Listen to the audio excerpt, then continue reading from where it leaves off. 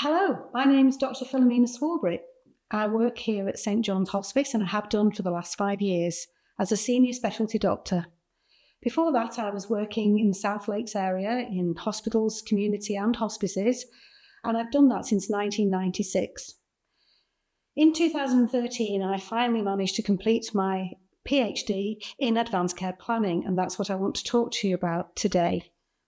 When I started looking at this subject back in 2004, advanced care planning didn't really exist in this country in that format. It was something that was done more in America. But in 2005, the Mental Capacity Act came into force, and that galvanized a lot of research and education into the subject, because now the law states that people who become incapacitated mentally are able to use statements that they have made prior to their illness that helps healthcare professionals to decide on how to make decisions for them. So the new Act encourages all of us, not just those who are terminally ill or those who are disabled, but all of us can think about our future care and what we want to happen before we die. And I think that this is very opportune speaking to you, because patients who come into your care home environment, they've come because they're often more frail or their illnesses have caught up with them. Their life expectancy isn't so likely to be very long. It's measured perhaps in years, but is still shorter than it might have been. So this is a really good opportunity for you as healthcare professionals to talk to those patients about what they want, what their values are in life, what they expect their future to be like. So when we ask people about their future care planning, advanced care planning, people often reply, "Oh, but I've made my will, I know what I want for my funeral." But my response to this is, but that's after you've died, and what I'm most interested in is the care we can give you before you die. Tell us about what you would like before that event, if possible.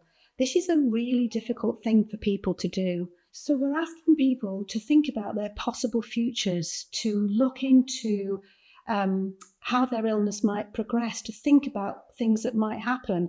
And of course, there are so many possibles, there are so many uncertainties, and we all find that a very, very difficult thing to do. However, it's worth doing for most people because there are huge benefits. Research now shows that patients who tell others what they want to happen are much more likely to have those wishes actually put into place. Secondly, those conversations that you have with your patients build a huge amount of trust between you and them. And good conversations will also include their families. And so trust can be developed between all the different family members together in that group.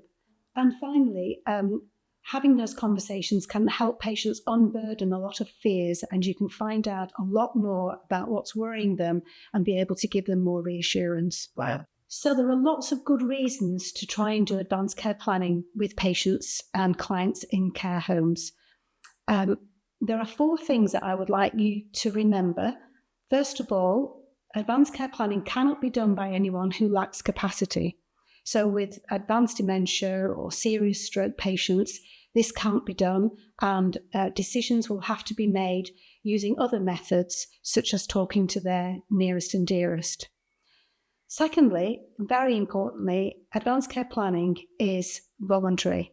There should be no coercion placed on anybody to take part in these conversations.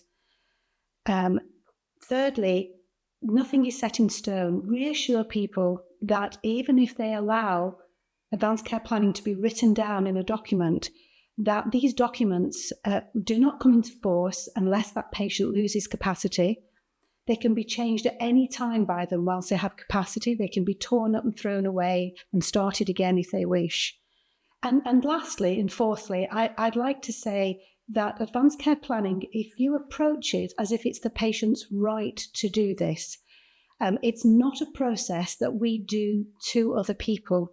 It should always be seen as that person's ability to tell us what they want.